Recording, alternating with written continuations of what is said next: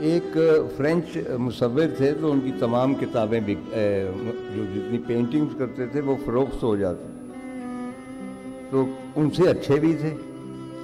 تو کسی نے پوچھا کہ آپ ہی کی تصویریں کیوں فروخت ہوتی ہیں؟ تو انہوں نے کہا تھا کہ when you are creative and then you are lucky، یہ دو چیزیں ہیں کہ اگر آپ تخلیق کار ہیں، آپ میں وہ صلاحیت ہے، اور آپ خوش نصیب ہیں، تو آپ اپنے حصے کے بیوقوف پیدا کر لیتے. اچھا، بیوقوف سے مراد ہرگز وہ نہیں ہے. بیوقوف سے مراد یہ ہے کہ آپ کی فریکوینسی لوگوں سے مل جاتی، تو آئی فیل کہ میری فریکوینسی لوگوں سے مل گئی ہے، دیٹس آل. جی آپ نے بھی کچھ کہا؟ یہ نہیں، ایک یہ اتفاق تھا یا آپ نے باقاعدہ اس فریکوینسی کو سیٹ کیا؟ جس طرح پرانے ریڈیو تلاش کرتے تھے تو فریکوینسی تلاش کرتے تھے، تو آپ نے یہ فریکوینسی تلاش کی یا محض ایک آپ لکھتے لکھتے درمیان میں کوئی لمحہ آیا اور وہ دیکھیں جی، نہ فریکوینسی تلاش کی جا سکتی ہے نہ پیغمبری، یہ مل جاتی. تو ذرا آپ کا جو کتابوں سے رشتہ ہے اس پہ اگر آپ کچھ تھوڑا سا ہمیں بتائیں. کتابوں کے ساتھ میرا ناجائز رشتہ اس عمر اپنا اس مطلب ایک معاشرے میں یہی کہہ سکتا ہوں. تو تھوڑی سی بات اگر میں اجازت دیں مجھے، ایکچولی شاہ صاحب نے یہ کہا، جی ہاں میں یہی عرض کروں، کہنے لگے جی کہ ہم آپ کو اکیلا بٹھا دیں گے اور آپ گفتگو کیجئے کہ کیسے یہ سلسلہ شروع ہوا اور کہاں تک آیا. تو میں نے بیساکھیوں کے طور پہ ان دو حضرات کو گزارش کی، کیونکہ مجھے سانس چڑھ جاتا ہے اکیلے. اور اچھا ایک اور بات، ایک تو میں ہارڈ آف ہیئرنگ بھی ہو چکا ہوں، کم دکھائی دیتا ہے اور دکھائی بھی کم دیتا ہے کیونکہ کیٹریکٹس ہے، تو آپ کو پتہ ہے نا موتیا اتر آتا ہے. اچھا اس کا ایک فائدہ ہوتا ہے کہ چیزیں دھندلی نظر آتی. چنانچہ آپ سب لوگ مجھے بہت ہی خوبصورت نظر آ رہے ہیں، آپ جیسے بھی ہیں. تو یہ میرے کیٹریکٹ کو آپ دعا دیجئے. بہت اور ان شارٹ، ایک پچھلے سال ایک ینگ کب رپورٹر خاتون آئیں، نئے نئے ابلاغیات میں بچے کرتے ہیں تو ان کی خواہش ہوتی ہے کہ جن لوگوں کو وہ ایڈمائر کرتے ہیں، جو یہ مشہور ہیں، تو ان سے وہ انٹرویو کریں. تو اس نے مجھ سے کہا کہ طاہر صاحب میں آپ کی زندگی کے بارے میں تفصیل سے جاننا چاہتی ہوں. میں نے کہا بیٹے بات یہ ہے کہ تفصیل سے جاننے کے لیے اب میری عمر 84 سال ہے، تو 84 سال ہی چاہیے تفصیل سے جاننے کے لیے. اور مجھے یہ تو پتہ ہے کہ میرے پاس ہیں، پتہ نہیں تمہارے پاس اتنے برس ہیں یا نہیں ہیں. تو کہنے کا مطلب یہ ہے کہ میں کہاں سے شروع کروں، کہاں سے آغاز کروں. بہت شارٹ، جس طرح شاہ صاحب نے فرمایا کہ میں ایک حادثاتی ادیب ہوں، حادثاتی میڈیا پرسن ہوں. میں نے کبھی خواہش نہیں کی تھی سوائے آوارہ گردی کے اور کتابیں پڑھنے کے، مجھے اور کوئی کام نہیں تھا. چنانچہ میں انگلینڈ میں تھا، وہاں سے آئی واز ینگ، تو میں یوتھ ڈیلیگیشن میں سوویت یونین گیا 1958، اور وہاں پہ آئرن کرٹن تھا، ہم پہلے پاکستانی تھے. جب ہم واپس آئے ہیں تو میرے والد صاحب نے خط لکھا کہ اس وقت حسین شہید سہروردی پرائم منسٹر تھے، کہ انہوں نے بیان دیا ہے کہ یہ جتنے لوگ ہیں یہ غدار لوگ ہیں، کیونکہ رشیا ہمارا دشمن ہے، پہلے بھی ایسا ہی. اور یہ جب کراچی آئیں گے تو یہاں سے سیدھے میاں والی جیل جائیں گے، تو کچھ دنوں کے لیے مؤخر کر دیجیے. اچھا صورتحال اب بھی نہیں بدلی. اب لوگ میاں والی سے نکلتے ہیں، رشیا جاتے ہیں، اور واپسی پہ ان کو بھی جیل بھیج دیا جاتا ہے.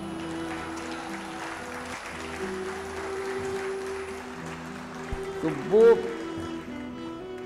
باقی جو میڈیا ہے، میڈیا کا پتہ نہیں مجھے بتانا چاہیے، یعنی مجھے بچپن سے شوق نہیں تھا. ہوتا ہے نا کہ شاعری کا بچپن سے شوق تھا، نانی اماں کا پورا دیوان تھا. چھٹی جماعت میں ایک شعر کہا تو استاد نے کہا کہ میاں آپ بچتے نظر نہیں آتے، تو ہم بچ گئے. تو اس قسم کا کوئی مسئلہ نہیں تھا، میری کوئی ایمبیشن نہیں تھی. It just happened. جس طرح ایک پہاڑی ندی ہوتی ہے سردیلی اور برفیلی، اس میں ایک تنکا بہتا جا رہا ہے، تو وہ یہ نہیں کہہ سکتا کہ یہ میری مرضی سے ہوا کہ میں یہاں اس کنارے لگ گیا. یہ تو کہیں تو میں بھی وہ تنکے کی طرح اتفاقاً لگ گیا ادب کے ساتھ یا میڈیا کے ساتھ، تو ادب کا اچھا بس. اور واپسی پہ میں نے انہوں نے کہا مجید نظامی صاحب سے کہ آپ ایک سفر نامہ لکھیں، کیونکہ آج تک کوئی سوویت یونین نہیں ہے. وہ میں نے لکھا 58 میں. اینڈ دین وہ قندیل میں چھپا. ایک شیر محمد اختر صاحب تھے، بہت ان کا پرچہ تھا. اس کے بعد 69 میں میں گیا 18 ملکوں میں. واپسی پہ میں نے نکلے تیری تلاش میں لکھی. وہ ذرا قبولیت کی، اس نے فوری طور پہ وہ سند حاصل کر لی. ابھی اس کا تازہ ایڈیشن آیا، صادقینی صاحب نے رجسٹریٹ کیا. آئی فیل کہ آئی ایم ویری لکی کہ 52 سال کے بعد بھی وہ میری کتاب چھپ رہی ہے. کچھ نہ کچھ تو اس میں ہوگا. تو وہ ماسکو کے سلیبس میں لگ گئی، اردو سلیبس میں. اور اسی حوالے سے میں عرض کروں گا کہ ماسکو اسٹیٹ یونیورسٹی نے مجھے لیکچرز کے لیے مدعو کیا 15-20 سال پہلے کی بات. تو میں نے کہا کہ یہاں میرے ایک مرشد ہیں، ان ٹالسٹائی نام ہے، تو میں ان کے آبائی وہاں جانا چاہتا ہوں. تو میں وہاں پہ حاضر ہوا ان کی اسٹیٹ پہ. تو قبر کچی ہے. تو وہاں سے میں نے چند پھول توڑے اور اپنا جو بھی تھا کچھ دیر ان کے ساتھ اکیلا رہا. میری بیوی بھی تھی، وہ کہنے لگی. میں نے کہا تم جاؤ، میں ٹالسٹائی کے ساتھ اکیلا رہنا چاہتا ہوں. جنگل تھا ایک. ان کے ساتھ جو گفتگو ہوئی وہ اب میں کیا بیان کروں. تو بہرحال تو وہ میرے ون آف دا مرشد. میرے بہت سارے مرشد ہیں. جو بھی مجھے متاثر کرتا اپنی تخلیقی صلاحیت سے وہ میرا مرشد ہو جاتا. وہ بلے شاہ ہو، شاہ حسین ہو، غالب ہو، میر ہو. لیکن ایک خاتون ایسی ہے جس نے میری زندگی کے منشور کو ایک شعر میں بیان کر دیا، اور وہ ہے امراؤ جان ادا. کس کو سنائیں حال دل زار اے ادا، کس کو سنائیں حال دل زار اے ادا، آوارگی میں ہم نے زمانے کی سیر کی. یوں ایک طوائف بھی میری مرشد ہے. اور آپ جانیے کہ طوائف میں اور ایک فکشن رائٹر میں بہت ساری مماثلتیں ہوتی ہیں. طوائف کے پاس بھی عجیب و غریب لوگ آتے ہیں، مختلف سیکشنز کے، اچھے برے، سارا اس کا بڑا تجربہ وسیع ہوتا ہے. فکشن رائٹر بھی جو ہوتا ہے وہ بھی ایسے لوگوں سے ملتا ہے، کیونکہ اگر وہ ایسے مختلف لوگوں سے نہ ملے تو وہ ناولسٹ نہیں ہو سکتا. اور میں ہمیشہ کہتا ہوں کہ ایک نارمل شخص بڑا ادیب نہیں ہو سکتا. You have to be slightly normal. اور آپ جان گئے ہوں گے کہ میں یہ نہیں کہ اب وہ کھلایا ہوں 85 ایئرس کے، میں پہلے سے ایسا ہی ہوں.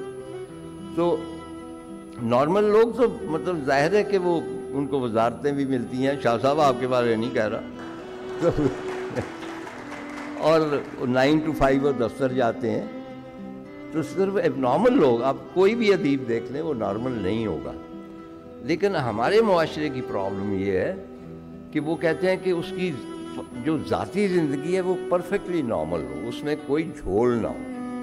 لیکن جب وہ لکھے تو وہ ایب نارمل لکھے. یہ تو نہیں ہو سکتا نا. اب اگر وہ ایب نارمل ہوگا تو وہ ایب نارمل چیزیں لکھے گا. تو اب یہ لمبی بات ہو جائے گی. میں میڈیا کا میں صرف کر کے اس کے بعد ان کے پاس، اور اس کے بعد تھوڑا سا میں سوال جواب بھی آپ سے، آپ اپنے جو بھی آپ کے ذہن میں. تو میڈیا کا یہ ہے کہ اس وے بیک 1967 لاہور میں ٹی وی نیا لگا تھا. 6 سے 9 بجے تک ہوتا تھا شاید، صرف کراچی وغیرہ نہیں آیا تھا، بلیک اینڈ وائٹ. تو ہمارے ایک دوست تھے قمر آفتاب، بہت ایس پروڈیوسر، بہت بڑے. تو ہم ان کے ایک شام گئے کھانے کے لیے. تو وہاں پہ ایک لمبے بالوں والے گیسو دراز بیٹھے ہوئے تھے. ان کا نام تھا محمد نثار حسین، another great producer. تو وہ بڑے غور سے ٹی وی کو دیکھ رہے تھے. پتہ چلا کہ یہ بھی پروڈیوسر ہیں اور ان کا ڈرامہ ہے اور یہ دیکھ رہے ہیں کیونکہ انہوں نے پروڈیوس کیا، تو you would like to watch it. تو اس میں ایسے ہی میں اور فخر زمان پیپلز پارٹی میں رہے ہیں. وہ اب تو بہت میری طرح ان کا حال ہے.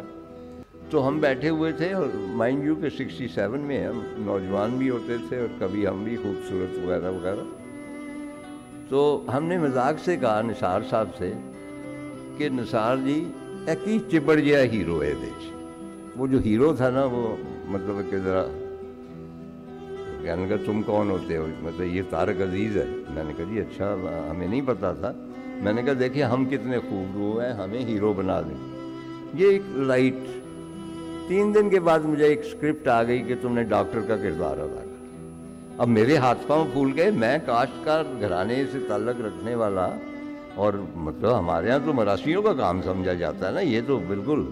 میں نے کہا بھائی میں نہیں کر سکتا، میرا ایکٹنگ کا کوئی تجربہ نہیں، یہ فخر سے کرا لو. فخر کہنے کا میں نے بھی نہیں کرنا. اس کے ساتھ بھی یہ نثار نے کہا کہ تم دونوں نے کہا تھا کہ ہم ہیرو بننا چاہتے ہیں، اب تم دونوں میں سے ایک شخص اس کو کرنا ہے. فائنلی فیصلہ ہوا کہ ٹاس کیا جائے، اور جو ٹاس ہار جائے وہ ڈرامہ کرے اور ادھر چلا جائے. چنانچہ میں ٹاس ہار گیا، اور اس کے بعد میں میڈیا میں چلا گیا.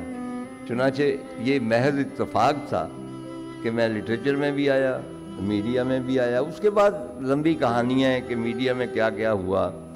ڈرامے بھی کیے، الیکشن ٹرانسمیشن بھی کی، مارننگ بھی کی، 500 ڈراموں میں مطلب مرکزی کردار بھی ادا کیا، پلیز بھی لکھے. وہ سارا کچھ جھنجھٹ ہے. تو وہی کہ اس کو بیان کرنے کے لیے کافی 84 ایئرز ہی چاہیے، کیونکہ اور کچھ کام کیا نہیں ہے. آوارگی میں ہی زندگی، کیونکہ مینٹلی میں ایک آوارہ گرد شخص ہوں. مجھے کئی مرتبہ پوچھا جاتا ہے نا کہ مختلف آپ کے جو جہات ہیں تو آپ ہیں کیا؟ تو میں ہمیشہ یہ کہتا ہوں کہ میں بنیادی طور پہ ایک آوارہ گرد ہوں. اور آوارہ گرد جو ہوتا ہے وہ مطلب کبھی اس گلی میں چلا جاتا ہے، کبھی افسانے کی، کبھی ناول کی، کبھی سفرنامے کی، کبھی پلے کی. اور جس طرح جون ایلیا نے کہا تھا کہ نظر پہ بار ہو جاتے ہیں منظر، جہاں رہی ہو وہاں اکثر نہ رہی ہو. تو مجھ پر بھی کوئی خاص چیز لکھتے لکھتے وہ بار ہو جاتی ہے، تو میں وہاں پہ اکثر نہیں رہتا. دیکھنا اب کل مجھے اسامہ کہہ رہے تھے کہ آپ نے کتنی کتابیں لکھی، تو میں نے کہا میں اس عرب شیخ کی طرح ہوں جو بچے پیدا کرتا چلا جاتا ہے اور اس کی تعداد اس کو یاد نہیں رہتی. تو اس میں 2 یہ ناول پنجابی کے بھی ہیں. گل کے پکھیرو آج سے 40-45 سال پہلے لکھا تھا، وہاں بھی گرمکھی میں انہوں نے کیا، اور گرو نانک دیو یونیورسٹی میں وہ عرصہ دراز سلیبس کے طور پہ رہا. اور میں مذاق سے کہتا تھا کہ یہ جو سکھ ہیں یہ میری پنجابی پڑھ کے تو ایم اے کرتے. تو یہ جو ناول ہے میں پناہ دلی دے کنگرے، یہ بھگت سنگھ کی ہے. میں بھگت سنگھ کی حویلی پہ گیا اور اس کا مطالعہ کیا، اور اتنا میں اس کے کردار سے متاثر ہوا. He was such a great person. اور مائنڈ یو تب کوئی پاکستان موومنٹ نہیں تھی، مشترکہ جدوجہد تھی انگریز کے خلاف. چنانچہ بھگت سنگھ کی میں اب تفصیل نہیں بتانا چاہتا. تو لاہور میں ہی سارا کچھ ہوا، اور اوور آل آئی فیل کہ بھگت سنگھ اگر وہ قربانیاں نہ دیتا، وہ اسٹرگل نہ کرتی. مائنڈ یو یہ بہت کم لوگوں کو معلوم ہے. بھگت سنگھ کے کیس کے دوران اسمبلی میں، جو اس وقت اسمبلی تھی، اس میں سب سے مدلل تقریر قائد اعظم محمد علی جناح نے کی. 5 صفحے کی تقریر. یہ ہمارے نصاب میں نہیں شامل، کیونکہ وہ چاہتے نہیں ہیں نا یہ چیزیں. اور اس میں انہوں نے کہا تھا کہ اس نے غلط کیا جو کچھ کیا ہے، لیکن آپ کھوج تو لگائیں کہ ایک نوجوان جو ہے کیوں مائل ہوتا ہے اس طرف. انگریز سرکار کو کہا تھا. اسی طرح اور بھی بہت سارے حوالے. تو آئی فیلٹ کہ مجھ پہ قرض ہے کہ یہ اپنا میں نے بھگت سنگھ پہ لکھنا ہے، اور ظاہر ہے کہ لوگوں میں وہ مقبول بھی ہوا. تو یہ جو اس نام ہے یہ ایکچولی دلہ پٹی دیوار. تو دلہ پٹی بھی ہمارا پنجاب کا ایک بہت بڑا سورما تھا، اور اس کی بھی تفصیل علیحدہ ہے جو بھی ہے. تو اس کا ایک شعر تھا، کیونکہ یہ سارے لوگ، یہ مغل سلطنت جو تھی وہ یہ جو کہتے ہیں نا کہ بالکل امن امان نہیں تھا. ادھر مطلب پشاور میں اپنا سرحد میں وہاں پہ خوشحال خان خٹک تلوار لے کے پھر رہا ہے، اور ادھر دلہ پٹی ہے، اور ان کے خلاف ریزسٹنس تھی بڑی اسٹرانگ. تو دلہ پٹی کی وار جو ہے اس کا ایک شعر تھا، اور وہ کہتا ہے کہ میں پناہ دلی دے کنگرے تے دیواں شکر وانگر پور. کہ دلی جو ہے مرکز، تخت مغل، اس کا جو قلعہ ہے اس کے کنگرے جو ہے وہ جس طرح شکر کو آپ کر دیتے ہیں مسمار، ایسے کر دوں میں پڑھنا دلی دے کنگرے تے دیواں شکر وانگر بھوڑ تے میں بننا اکبر دیاں رانیاں تے لیاواں ڈنگراں وانگر ٹور۔ تو یہ ایک چیلنج تھا اکبر اعظم کو کہ میں نے آنا ہے اور تمہاری دلی کے کنگرے کو سارا کچھ ختم کر کے تو تمہاری رانیوں کو باندھ کے مویشیوں کی طرح آگے دے۔ یہ ایک چیلنج۔ اس کے بعد ظاہر ہے کہ اس کو بھی پھانسی ہوئی۔ تو اس ناول کے حوالے سے اتنا ہی کہوں گا کیونکہ بہت طویل ہو جائے گا۔ اس میں وہ میرا ایک کریکٹر ہے قطورہ ہے، وہ میرے مختلف جو ہیں بہت سارے جانور میرے آتے ہیں، پرندے بھی آتے ہیں اور مرکزی کردار میں آتے ہیں۔ تو اوورال ٹھیک ہے اشرف المخلوقات ہمیں کہا جاتا ہے، لیکن آئی فیل کہ جانور جو ہیں یا پرندے وہ اشرف المخلوقات ہیں، اور ہمارا ادب تب تک کمپلیٹ نہیں ہو سکتا جب تک ہم یہ نہ جان لیں کہ مثلاً یہ کتا ہے یا بلی ہے، یہ بیٹھی آپ کو دیکھ رہی ہے تو یہ کیا سوچ رہی ہے، شی مسٹ بی تھنکنگ سم، ہمیں نہیں پتہ وہ کتا کیا سوچ رہا ہے، وہ ایک بیل خوبصورت ہے، کوئی بھی جانور ہے، ایک پرندہ ہے میرا طوطا ہے، وہ مجھے دیکھ کر ہمیشہ کہتا ہے خدا حافظ، وہ پتہ نہیں بڑھاپے کی وجہ سے کہتا ہے۔ تو بار دور تو جب تک آئی ایم شیور کہ ود ان 50 ایئرز کوئی نہ کوئی ایسا ایپ ایجاد ہو جائے گا کہ آپ اس کو جانور کو لگا دیں and you would find out کہ یہ کیا سوچ رہا ہے۔ تو آئی فیل کہ لٹریچر بھی تب تک کمپلیٹ نہیں ہوگا جب تک آپ، کیونکہ کائنات پوری صرف انسانوں پہ نہیں ہے نا، اس میں جانور بھی ہیں، پرندے بھی، جب تک آپ ان کو شامل نہیں کریں گے لٹریچر میں وہ لٹریچر کمپلیٹ نہیں ہوگا۔ اسی حوالے سے جی میرا ناول ہے منطق الطیر جدید فرید الدین نتار کے پرندوں کا، اور اس میں بھی پرندے آپس میں باتیں کرتے ہیں، پکھیرو میں بھی گدھ ہیں اور باقی وہ آپس میں باتیں کرتے ہیں کیونکہ دے ڈو کمیونیکیٹ۔ تو پتہ نہیں بات کہاں سے چلی اور کہاں سے۔ یہ ویسے جو منطق و طیر تھی، آپ نے منطق و طیر جدید لکھی، یہ کافی ایک مطلب مشکل اور ایک بڑے رائٹر کے بعد ایک نئی کتاب لکھنا منطق و طیر جدید، تو یہ کیسے خیال آیا آپ کو؟ کیونکہ ایکچولی دیکھیں یہ جو ایک دفعہ مجھے خیال آیا کہ میں ہیر رانجھا جو بہت مرتبہ لکھی جا چکی ہے اس کو اردو میں لکھوں، کیونکہ ہر ایک کا اپنا ورژن ہوتا ہے نا، تو اس کے لیے مجھ میں ہمت نہیں تھی کیونکہ اس کے لیے جو ریسرچ ہے۔ تو اسی طرح منطق الطیر جدید میری فیوریٹ کتاب ہے اور مطلب ہے کہ میں اس کا تذکرہ بھی کرتا رہتا ہوں۔ تو اگر منطق الطیر انہوں نے لکھی ہے تو آج کی حقیقتوں، مطلب اس میں پرندے ہیں وہ سچ کی تلاش میں نکلتے ہیں، تو آج بھی ہم سچ کی تلاش میں تو نکلتے ہیں نا۔ تو میں نے اس حوالے سے اس میں اتار کے پرندے بھی ہیں اور تارڑ کے بھی پرندے ہیں، اس میں ایڈ میں نے کیا ہوا ہے کہ اس میں ایک کرشن پرندہ بھی ہے جو بڑا خوبصورت ہے، اور جو ہے قرۃ العین طاہرہ ایران کی خاتون فارس کہا جائے اقبال نے، خاتون عجم، تو اس کے کنویں میں سے جہاں سے ہلاک کی وہاں سے ایک پرندہ آیا، ایک بدھ پرندہ آیا۔ چنانچہ وہ بہت سارے پرندوں کا اجتماع ہوتا ہے ٹلہ جوگیاں میں، تو وہ سب کے سب میں نے خود کریٹ کیا۔ سوال یہ ہے کہ وہاں سے مجھے تہران یونیورسٹی سے، کیونکہ وہاں پہ مولانا روم کو اس طرح اون نہیں کرتے جتنا فرید الدین اتار کو کرتے، تو وہاں سے ایک سیمینار ہوا اس کتاب پہ اور انہوں نے کہا کہ یہ ایران میں بھی فرید الدین اتار کے حوالے سے ایسا ناول ٹائپ نہیں لکھا گیا۔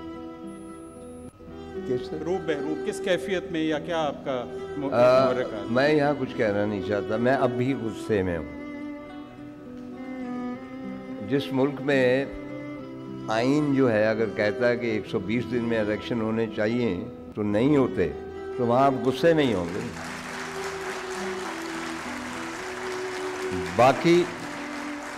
باقی میں بہت کچھ کہہ سکتا ہوں، لیکن مجھے ڈیگو ڈالے سے بہت ڈر لگتا ہے۔ اس عمر میں خاص طور پہ میں شہید نہیں ہونا چاہتا۔ ایک میں ذکر کرنا چاہوں گا کہ آپ کو عام لوگ بھی بہت پڑھتے ہیں، خاص لوگ بھی پڑھتے ہیں، لیکن آپ کے ناولوں کے کچھ انگریزی تراجم بھی ہوئے ہیں، جی اور خاص طور پر آپ کا جو ایک بہت ہی کمال کا ناول ہے، بلکہ اردو ناولوں میں بہت ہی زیادہ اہمیت کا حامل بہاؤ، جس نے اردو ناول کی اچھا تاریخ کو مجھے بدل ایک دیا، بات یاد اس کا آ رہی ہے، انگریزی اس کے بعد ترجمہ آپ جو- کنٹینیو بہاؤ کے حوالے سے پچھلے دنوں 2-3 جو انجینئرز ہیں جن کا لٹریچر سے کوئی تعلق نہیں، تو انہوں نے بڑے تفصیلی مضامین لکھے بہاؤ کی جو کلائمیٹک چینج ہے، جس طرح دریائے سرسوتی جو ہے خشک ہوتا ہے اس کے اوپر، اور بڑے تفصیل سے. تو انہوں نے ان میں سے ایک نے مجھے ٹیلی فون بھی کیا کہ تب کلائمیٹک چینج کا کوئی کانسیپٹ نہیں تھا، تو آپ نے کیسے محسوس کر لیا؟ تو میں نے ان سے عرض کیا تھا کہ ایکچولی جو رائٹر ہے اگر تھوڑا بہت کریٹو بھی ہے، اس کی ایک ایکسٹرا سینسری پرسیپشن ہوتی ہے، وہ بھانپ جاتا ہے کہ یہ ہونا ہے، اور اس کے لیے پرابلم یہ ہوتی ہے کہ وہ بھانپ جاتا ہے اور اس کو لوگوں کو بھی خبر کرنی ہے کہ یہ ہونے کو ہے، کہ وہ ڈومس ڈے جو ہے، جس طرح وہ ایک گریک سیئنگ ہے کہ those whom gods wish to destroy make them mad first. جن قوموں کو خدا جو ہیں ان کے اپنے گریک جو ہیں وہ ڈسٹروائے کرنا چاہتے ہیں، پہلے ان کو پاگل کر دیتے. آئی فیل کہ اس وقت ہم پاگل ہو چکے ہیں. اب دیکھیے نا کہ سیالکوٹ میں جو ہوا تھا کہ 200 لوگ ایک بندے کے پیچھے طیش میں آ کے غضب اس کو لنچ کر رہے ہیں. وہ ایک آدھ آدمی ہو تو آپ کہہ سکتے ہیں کہ یہ فنیٹک ہے، لیکن جب 200 آدمی ہوں گے تو they were mad people. تو ہم من حیث القوم اوورآل وہ جو سینٹی کی لکیر جو ہے وہ کراس کر چکے ہیں. اب کیا ہم وہاں سے واپس آ سکتے ہیں یا نہیں، اس کے بارے میں کچھ نہیں کہہ سکتا. میں ہمیشہ میرا بڑا ایک فیوریٹ شعر تھا، بابا ظہیر کشمیری میرے بڑے فیوریٹ ہیں، میں پڑھتا تھا and I believed in that. انہوں نے کہا کہ ہمیں خبر ہے کہ ہم ہیں چراغ آخر شب، ہمیں خبر ہے کہ ہم ہیں چراغ آخر شب، ہمارے بعد اندھیرا نہیں اجالا ہے. لیکن اب میں سوچتا ہوں کہ نہیں، ہمارے بعد بھی اندھیرا ہی ہے. ڈاکٹر صاحب ایک سوال ہاں وہ آپ کر رہے تھے جی ٹرانسلیشن. جی، ایک تو آپ کے مجھے بہاؤ کا ٹرانسلیشن سفیر اوان صاحب کا، ان کا ذکر کرنا ضروری ہے، جنہوں نے آپ پہ کتاب بھی لکھی ہے تاررز فریجائل ٹائمز، اور آپ کے بارے میں میرا خیال ہے چند اچھی کتابوں میں شامل ہے. جی اور دوسرا انہوں نے آپ کے اس ناول کا ترجمہ بھی کیا ہے دا ساروز آف سرسوتی. جی. تو اس کی انگریزی ترجمے کی ریسیپشن کیسی رہی؟ ایک تو میں یہ کہوں کہ اس کا کوئی فائدہ وائدہ نہیں ہوتا جب تک کہ باہر کا پبلشر اسے شائع نہ کرے. ساما کو معلوم ہوگا یہ ساری ٹیکنیکلٹیز ہیں، لیکن بہت سارے لوگ ہوتے ہیں جو اردو نہیں پڑھ سکتے. لیکن یہ ڈاکٹر اسیر اوان کے بارے میں ایک بات عرض کر دوں، یہ کوئی 15 سال پہلے میرے پاس تشریف لائے ملنا چاہتے، کہنے کہ جی میں آپ سے ایک معذرت کرنے آیا، اور وہ یہ ہے کہ میں نے پی ایچ ڈی کیا ہوا انگلش لٹریچر میں، اور میں اردو لٹریچر کو درخور اعتراض نہیں سمجھتا تھا. پھر میں نے آپ کا ناول بہاؤ پڑھا تو میں آپ سے معافی مانگنے آیا. From that point onwards doctor Aseer Awan جو ہیڈ ہیں اپنے ڈپارٹمنٹ کے، انہوں نے وقف کیا ہوا ہے میرے ناولوں کے بارے میں لکھنا. چنانچہ پہلے انہوں نے ساروز آف سرسوتی بہاؤ کو کیا، آج کل کچھ اور کر رہے ہیں، ان کی بیگم اس کو ٹرکش میں کر رہی ہے.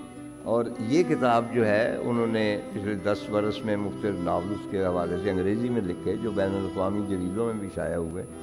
اینڈ آئی فیل کہ اس طرح کا کام جو ہے بہت معاون ثابت ہوتا ہے پروجیکشن کے لیے.